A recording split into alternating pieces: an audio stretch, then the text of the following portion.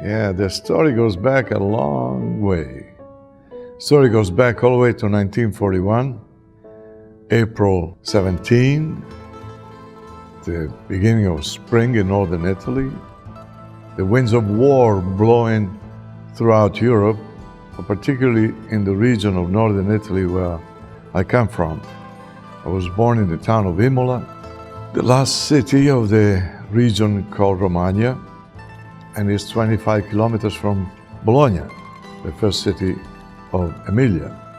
And because we were neighbor and related, there was always a big fight between the two, which one was more relevant. Of course, Bologna won out because Bologna had the oldest university in Europe, founded in 1188, and well, I claim that I was born in Bologna. This is a story that has been repeated so many times that I forgot what the real story is. Now, when it comes to the influence that being born during World War II had on my life, I've been looking for 75 years to get an answer. The war was very bad for my own region, particularly in 1945, when in the spring the Allied, in their infinite wisdom, trying to destroy Hitler, they knocked down my house with the four of us inside, a two-story house that was reduced to a mound of rubble. But we survived that. We survived the after war. I remember those memories are in black and white because there was no real color in our life. Television wasn't there yet. The only color to say was the one in the paintings in the cathedrals of Italy, the Catholic churches. And of course, the paintings on these churches depicted some strange happenings, things that really didn't happen in my daily life, but like, I think it was Santa Lucia, she had her eyeballs in a platter, and then another one, her tits on a platter. So it's part of that phenomenology that has carried on the Catholic Church for over 2,000 years. The good side of that is that the church was the only comfortable place in the summer and in the winter.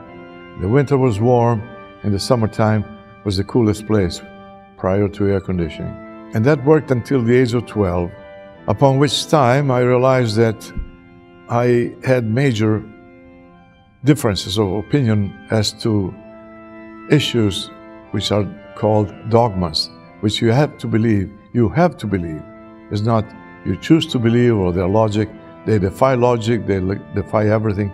And of course, that didn't agree with my being. To make a story short, that was the end of my Catholicism. And then after that, there was a search that continued to this day. What is the ultimate power or energy that we have to nominate our main source of inspiration? I personally believe that the God of art, and she's a very jealous God, is the one that has taken care of me throughout my long life. More than that, I think that whenever it changes, it becomes luck, fortuna. It becomes something that you cannot measure, you cannot describe, but you know when you are lucky and when you're not. And luck has been on my side all along in many ways because I was open to improvement over my daily life, my conditions. Painting didn't get into the picture. Well, it started early, but it was not painting. I was so bored because my father forced us to read the Bible because the Catholic Church wouldn't allow us to do it. And so he had this big tome, which I found very boring and very surreal, but it had great illustration by Gustave Doré. It was probably the best at the time of that period. To offset my boredom, I would copy these illustrations. That was the first thing that I can remember. And then, of course, in school, I was curious and I was obedient. I became the pupil of choice of the art teacher. So he gave me tasks that made me feel relevant. And then there was a problem because my father took me to a speed reading course in Bologna in the winter of 1950, and I learned to read fast, which really ruined my school years because I realized that I was smarter than the teachers. The fields I like history or geography, the teacher would tell us on Friday what we'll do on Monday, like the northern campaigns of Julius Caesar. Well, I went home. My father had a vast library in his living room, and I'd read all there was to be known about Caesar. So on Monday, I was a smart ass. It complicated my life to a great extent that at the age of 15, I dropped out of school and I left home. And I had seen in Italy that people were in certain special places doing painting on the side of the road or in the square or on the beach. And then other people would come along and would give them money. When I left home, I set up my bicycle with a baggage rack on the back to be my easel, and I did that. Now, my fortune was to be totally ignorant as to the mechanics involved in this particular way of making money to survive. When they came to me and they asked me how much I would sell it for, I would tell them, whatever you want to give me. So I never went hungry. They would give me 1,000 lira, like the equivalent of $1. But in 1956, you could eat for 3 days with $1. And that was my summertime occupation. In the wintertime, because it gets cold in northern Italy, so much for sunny Italy, I would get a job in a big city, any job, busboy, dishwasher. On my free time, I would go to the museum, to the academy, I would go to the places other artists were congregating, and I would listen. I would watch. I was this little kid at the time in Italy, all the literati had to be communist, and they all had to wear black, and they had to smoke cigarette, chain smoking, and drinking cheap wine, and that was my academic formation. And then I went from one city to the next, and I found that there were groups of artists that were copying each other, they were fighting over the same bone, and I was always on the outside. And I had to come to my own ideas to what I wanted to do. That period lasted until I had to go back into the military. And the military was mandatory in Italy. Usually it was 18 months without pay, or else a specialty corps and be paid a decent salary. So I volunteered, which was a major career mistake, because the problem I had with discipline, with my father first, the school system, it got multiplied in the military. And again, I found myself to be at odds with the ones that were telling me what to do. I had studied at length the different campaigns from Alexander the Great to God knows. And so I ended up being the most Spanish soldiers in my company. But I was never court-martialed. I never did anything major, just disrespecting the officers that were commanding me. In the military, because of my physique, which was fairly tall for an Italian at the time, and because the Japanese in 1958 had won the World Championship of rowing, which normally was strictly the domain of Nordic people, tall, lanky, and between the British and the Swedes and the Norwegians. And well, I fit the perfect size, and so they told me to pick 4 other soldiers, sort of like me, and they took us on the outskirts of Rome to a training ground for the rowing team. And I had like 5 months of workout, 8 hours a day. We had steak and eggs for breakfast, lunch, and dinner, and we were rowing in the open lakes around Rome. And after 6 months of this treatment, I became like a Greek god with blue eyes, which really made it hard for me to be humble and sweet when I resumed my career on the side of the roads. So I had a Moto Guzzi 250, and I couldn't be the sweet young artist. I tried to get into galleries. Well, my work was too literal. I didn't use the fashion of the time, which was big on the brush stroke. I never saw a brush stroke in the sky or on a wall, and so I wouldn't handle my work.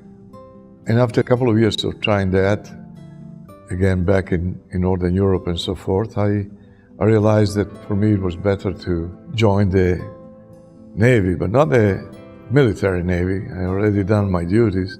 I applied for a job in a cruise ship company based in Genoa that accepted me, and they sent me to New York to start the cruises.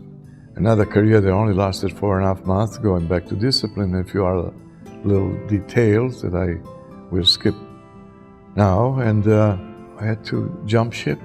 And the only place in the Caribbean that had no immigration and custom was a brand new island called Freeport, Grand Bahama. So when I jumped ship, I had to wait for a few days until the flight to Grand Bahama took me to a new life. And I landed in Grand Bahama in 1965. I was 24 years and a half. And I started, well, a great life. Nothing but beaches and parties and painting. And because Grand Bahama did not have a native tradition of art, I became the only artist in Grand Bahama, which makes me the most famous artist. And the collectors were coming either from New York on the ships, or else they were local dignitaries from the Prime Minister on down. And that's how I built my life. They are exhibiting at the same time in Europe as well as North America. I only would accept one-man exhibitions. My ego did not allow for my work to be sharing space with other lesser work. Shown in New York twice a year because that's how you become a great artist. Of course, it didn't work for me.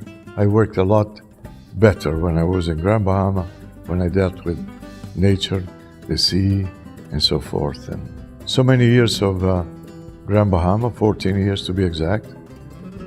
And it came a time when I really needed to be on a real world, not the make-believe world that tourist areas are. And I opted for Florida because I was familiar with it.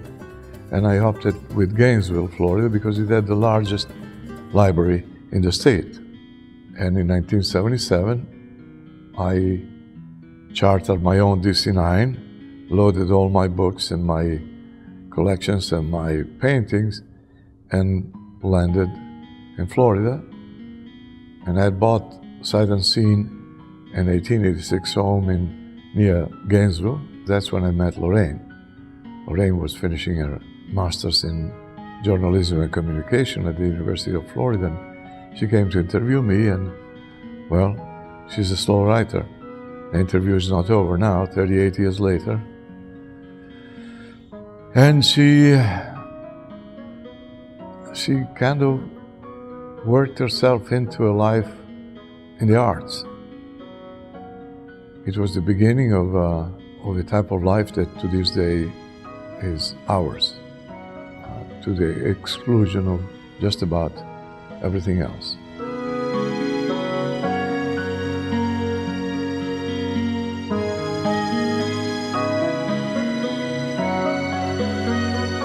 I talked about the earlier work when I was copying the illustrations of the Bible.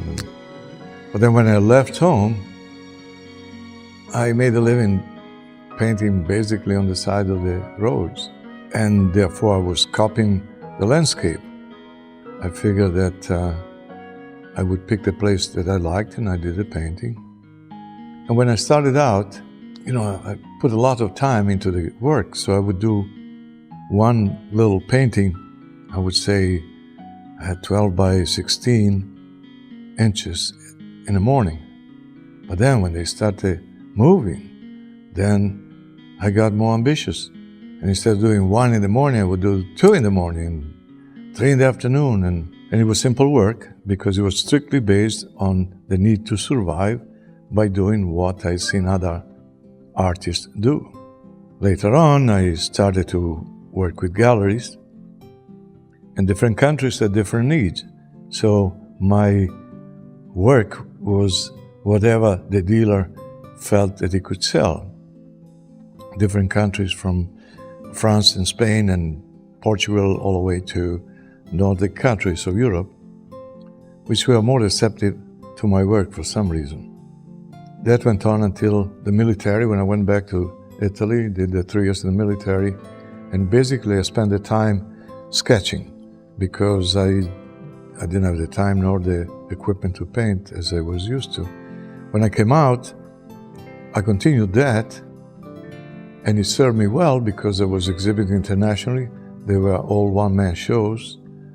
There was good media coverage of the work because I was Italian, I was exotic, and I discovered acrylic on a visit to New York. I'd been trained with watercolor, pastels, tempera, and oils, and that's how I did my paintings. That's how I made a living. But when I discovered acrylic, I thought it was God's gift to artists because of the permanency of these pigments. Properly handled and varnished, there will be no visual change in this work up to 1,000 years from now. And I'm quoting now the manufacturers of these acrylic paints. It's a polymer, and the polymer, once it's dry, it seals completely the pigment from the effect of the oxygen. Therefore, there's no changes. And the problem with acrylic is, in the beginning, when I got back to Grand Bahama and I started working with them, I could not blend them because they would dry too quickly. So all the technique that I used with oils became moot. So I devised a system whereby I separate the colors. I would determine how many different hues would be on a painting according to the size of the painting. And I thought it was a very clever way to solve the problem, the blending problem, until a critic from the Village Voice at one of my showing said, "Oh, he paints by numbers." I didn't know what it meant. We didn't have paint by numbers in Grand Bahama.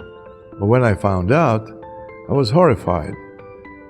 And so I doubled up my effort to get rid of the lines and learn the blending. And it took me a little while, but then I learned that there are thermoreactives. The acrylics will require a cooler temperature in order to gain some times over the drying aspect. They need 100% humidity. You know, all of these technical things were coming to me, and I was able to solve them one by one, to the point that after a few years, I really had total control of the blending. And that was really what made me different from the pack of artists that I had run into all my younger years. When I moved to Florida, and I was living in the swamp, and that added another element. I discovered colors that I never used before. I realized that the swamps are beautiful. They have the brightest of greens and the blackest of black. The water is totally black, and then there's these little tiny leaves floating that are little jewels of green. And then, of course, as I matured and I became more aware of my skills, I started to work with, they were like stage projects in a sense. The background represented a setting that I chose, and it was executed impeccably, and then the presence of either people or object or things, and it gave that very, very much in vogue at the time, which was some sort of surrealism. In New York at the time was the end of the abstract expressionism, and it was the beginning of pop art. And there were a lot of artists who were coming out of nowhere with things which were, by painterly standard, kind of outrageous. Scale was a big factor. And I felt that I could do that. I had my own skills, so I made roses, and I made bigger roses, and all of that production helped me to master the blending that I had started earlier on with the surrealist paintings. The rose is the sex of the flower, of the plant. So it was normal for me as an Italian to paint that. Then time went by, and finally one day I realized that the reason that I painted roses, because when I was 5 years old, I was the oldest. This was right after the end of the war. My grandmother had a garden where she had vegetables and chickens and pigeons, so we could have protein to eat. And she had this little garden around there was a rainwater tub. I mean, tub was more like a well. And it was fenced in because of the grandchildren. There were 4 and I was the oldest. And she put me in charge of watering these roses. So I had my little beach bucket on a string, and I get the water and I would put the thing. And in Italy, at least in northern Italy, roses only bloom in May. And because she was feeding them with the chicken manure and all the leftover from the food, the roses were this big. They were bigger than my face. And I remember putting my face into these roses. You know, I was competing with little bees and little bugs, but that was a total experience, and it was in a power place for me because nobody else could come. There was a gate and the other kids had to stay outside. So probably that was the most relevant explanation of why 30 years later I got into the rose. Was another thing too. I never painted a rose. I painted Benini roses. I didn't follow the shadows. I didn't follow what normally you have to do in order to create a realistic thing. I didn't want to do a realistic flower. I just wanted to do my own thing, and because of the technique, it was different. I never had, let's say, a pink rose painted pink. I could paint it blue, or green, or yellow, or maroon. It didn't matter. The most successful roses, to my standards, were the black ones. And of course, I love black, because black is very easy to paint. See, any other color you have to use 5, 10, 20 coats to give it dimension. Black, 2 coats, 3 at the most. Another thing too I did with black, particularly when I was working on the roses, I had learned that the artist, the classical artist, created their own black, because the other black they had was a carbon derivative, which basically had a hue within itself that was a burnt coal kind of thing. It was more of a brown. But they were using the deepest of greens, they mixed it with the deepest of reds, and you have this velvet-like black that absorbs the light. And all of these elements got together with the roses. And the scale. My studio only had 10-foot walls. Well, I got ambitious. I was able to get 12 foot by 36 feet canvas on a roll. So I tried to do it horizontally, and I would be in bed for days with a bad neck. So I solved the problem. The wall became my easel. I had a roll on the top, a roll on the bottom, and I worked on a rose till it was completed. You know, this is a 12-foot petal, and I rolled it up. And I never really saw the painting until it was exhibited. And the first exhibition we had with those super roses was in Orlando on the celebration of 125th anniversary of their birth. I even got the key to the city because of this exhibition. The exhibition was held in a commercial building, 8 stories high, all glass in the front, and it had a garden in the lobby. So we had these roses hanging from the third floor, 4th floor, on ropes, and then we covered them with plastic, with visqueen, with black plastic. And then we had the same routine. We had the dancers from the local ballet company to unveil them. So now the people had gathered all the way to the top of this building on the balcony. It was the big corridors with the balconies. It was full of people. So the music starts, the dancers go through the garden, the two of them place themselves next to this big black thing, and when the music stopped, they pulled down the ropes, and this black stuff fell down, and all of a sudden you have red roses or 3 white roses. There was always 3. And the public would go, ooh, the whole thing would reverberate. That went on also on a smaller scale into the different exhibition, different places. And then the roses stopped. It got to the point where there was a demand for roses, where collectors said, well, does he have a yellow one? Does he have a red one? And I had said earlier on, I don't do commissions. So there's a specific moment where this change took place. There was a man whose book I read. It was called Journeys Out of the Body. And the author was Robert Monroe. And he had an episode and left his body. Make a story short, it became habitual. And he wrote a diary about this. And these 3 books. I read the first one. And then I saw on Omni magazine, they had a 6-page article about this man. What had he done since the book was published? And he had bought 800 acres near Faber, Virginia, and he had created a Mind Research Institute, whereby with sound waves applied with earphones on the side of the head, the different sound, they would create this artificial state of being that you could only achieve earlier on with deep meditation exercises and everything else.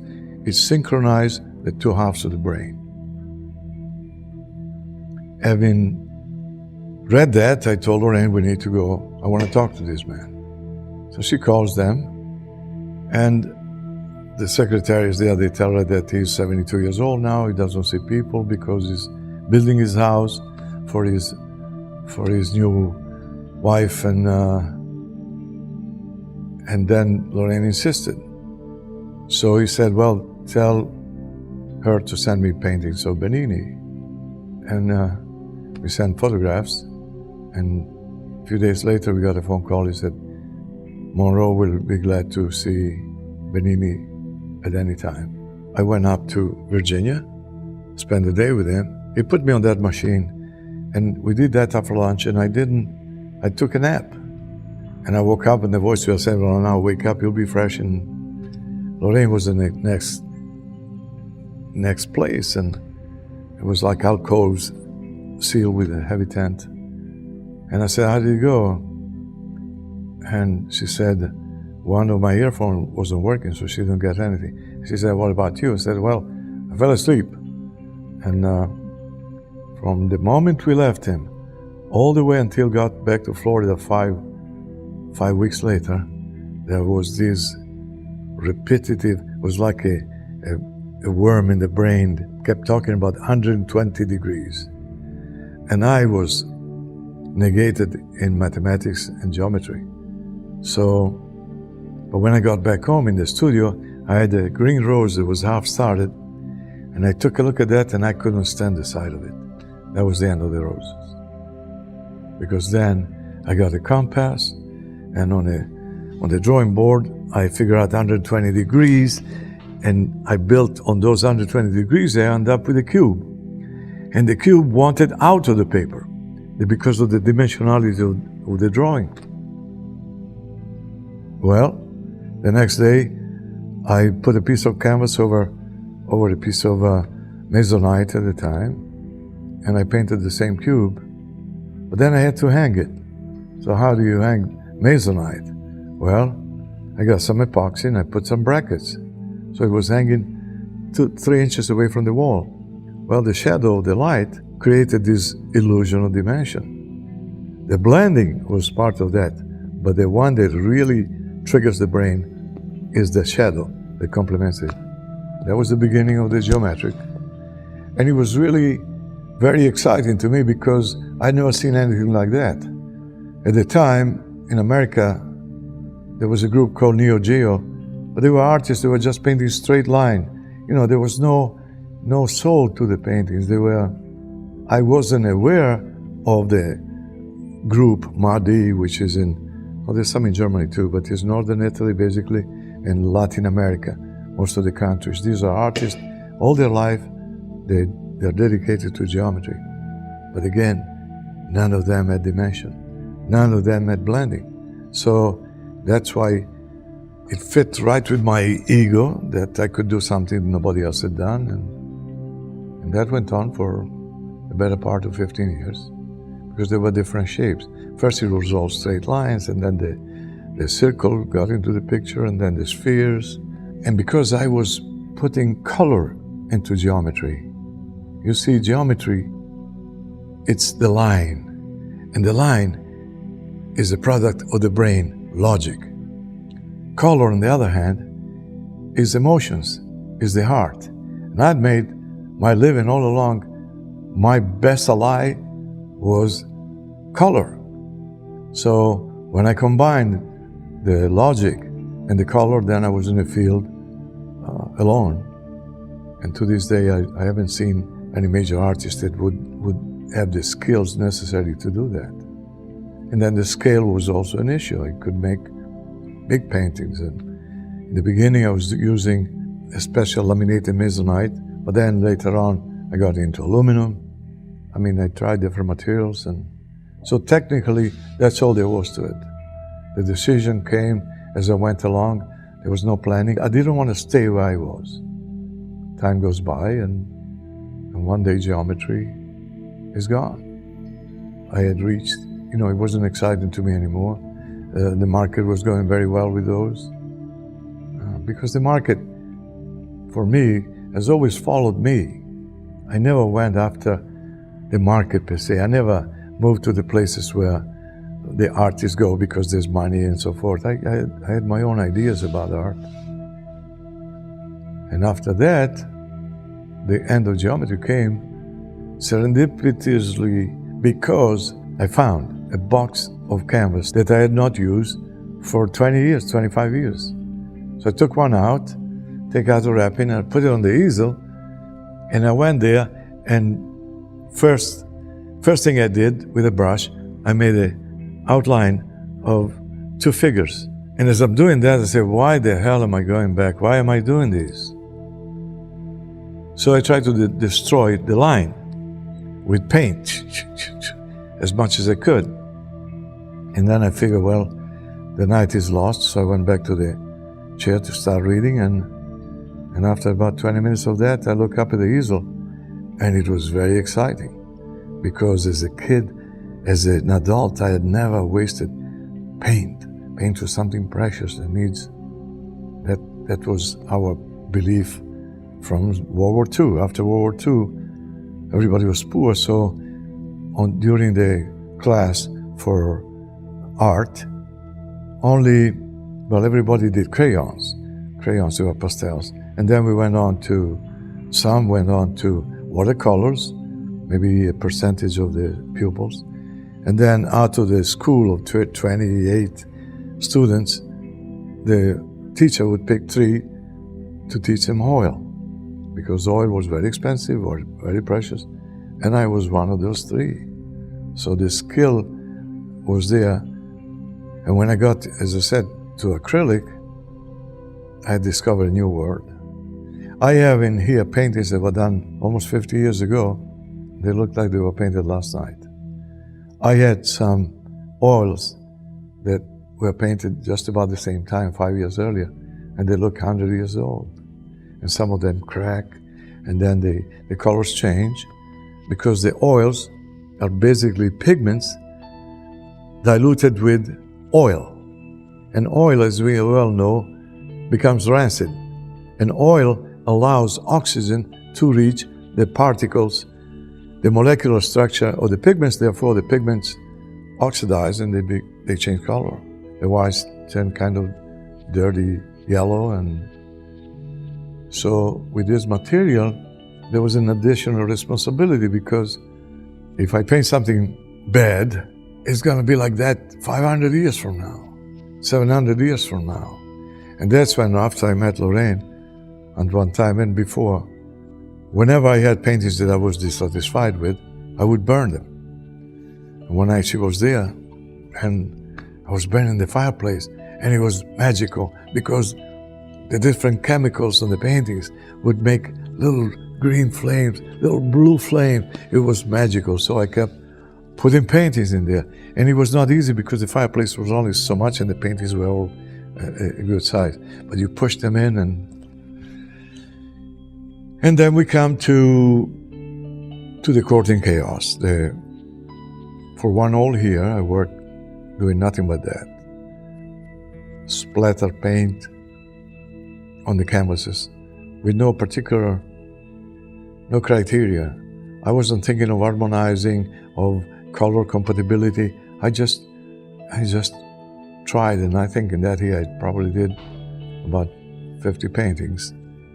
Then I did some bigger ones, and I always did some three-dimensional pieces at the time as I was painting. Then one day,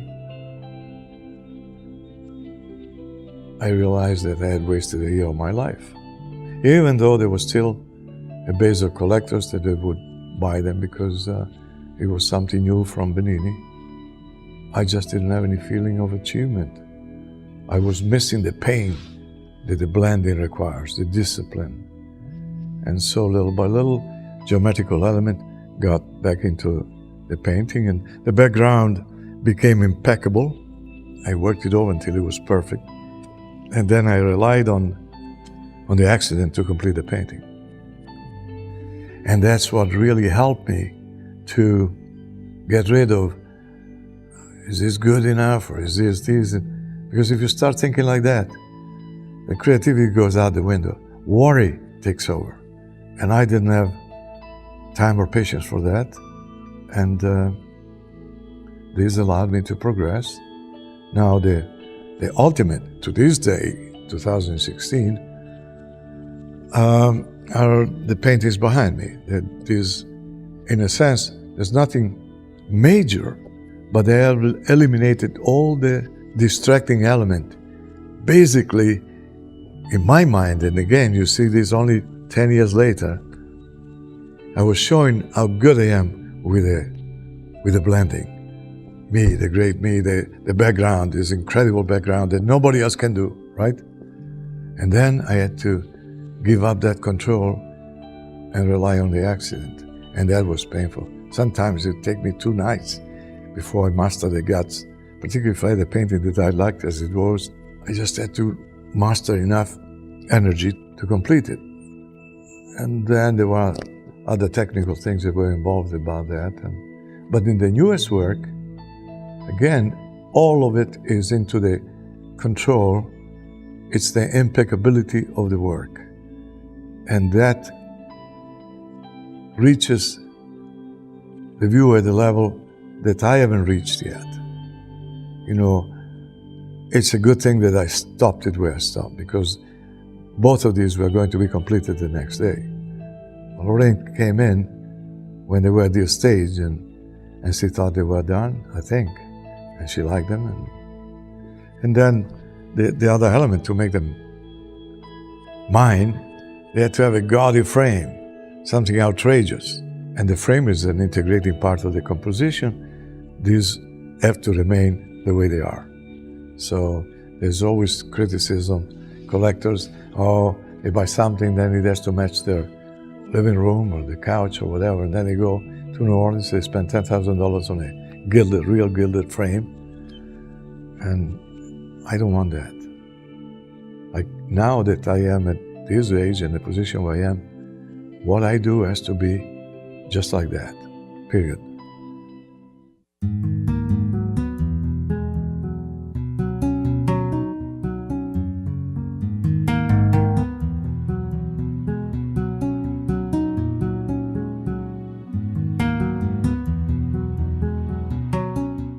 If I knew what would be next, I wouldn't be painting it. That's the beauty of my life as an artist. Because when I quit drinking, I realized that I had become a servant to the dealers. And the dealers only wanted what they could sell. So whatever they tell me to do, in 1 month I do a show, I do 20 paintings. But when I quit drinking, I realized that, and that was a horrible feeling. I was another man for hire, and I didn't want to be that. And so after 6 months of pause, I resumed pursuing two qualities that my mother always mentioned when she saw someone that had a certain presence. She said, it's very elegant. It was either beautiful or elegant. And that stayed with me. So I looked for elegance in the composition, beauty. But I also know that no matter what you do, you're only 50% of the equation. The other 50% is the viewer, and most of all, the collector. Because over the years, I've painted some real bad paintings by my standards, and they were always the first ones to go. So just paint, paint, paint. That's what I do. I have a covenant with the God of art, and she's a very jealous God, and she told me for as long as I paint every night and I'm true to Lorraine, my needs will be taken care of. And that's what it is. We are at the point now that at 75, you see the end coming. And in a sense, it gets very serious. Painting is really the most important part. When I am on the road for a week, 10 days, like in Hot Springs, it's very painful for me.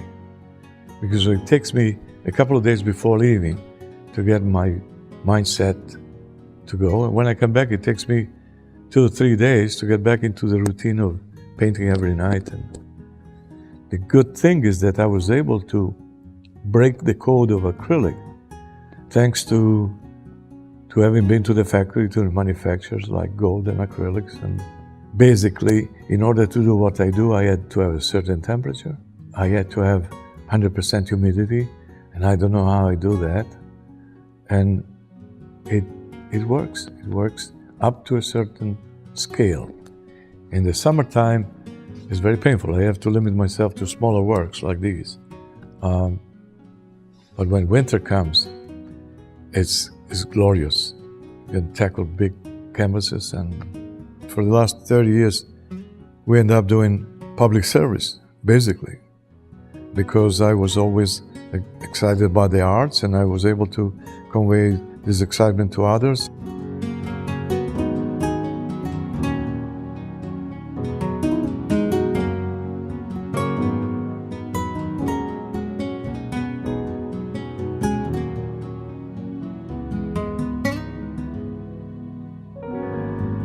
So after 15 years of that, we decided to move away, someplace where they don't know us. And we looked out west for 2 years. Every month, 1 week on the road, wonderful places, everything is nice, but they have restrictions everywhere. It's all HOA, number one. Number two, this beautiful pine tree forest, they all burn. And then you have the slides, and then you have the earthquakes, and then you have the droughts, you have problems. And Texas, even though, well, we even have earthquakes now, thanks to fracking. But Texas was always green when I came back from the desert. Well, here we are. We bought these 35 acres after having sold the under 143 acres. Well, it took us a little while to set it up the way we wanted, and then we decided to build these to be a showroom for the curator. They fly here to choose the work for my future exhibitions, and so here they can see the evolution. And for a while, it was just Due e Tre. That was the name of the building, number 2 and number 3. And then on the road, I think we confirmed that when we came to Hot Springs. We decided to go with one word, Museo Benini. And again, there's a lot of curiosity out there. A lot of people want to come in here, but this time we're going to be a lot more selective. We won't be open to the public, per se. We'll have special event now and again, honoring maybe writing or poetry or other fields outside of the realm of paintings, and maybe performing artists, some dancers and so forth. But it's going to be different, and yes, and it's another big ego the fact that I have my own museum and it's private. And as far as the craft, as I studied, I don't know what's going to happen to it. As I don't know what's going to happen to my work. I know that they are precious in their own way. So whoever has them, they look at them as such. So they are protected. They're not going to be thrown away like my earlier work. They'll be in a good place. And ideally would be to find a small liberal arts school that will inherit these. These will be all set up. Could be a perfect study center for one artist's life.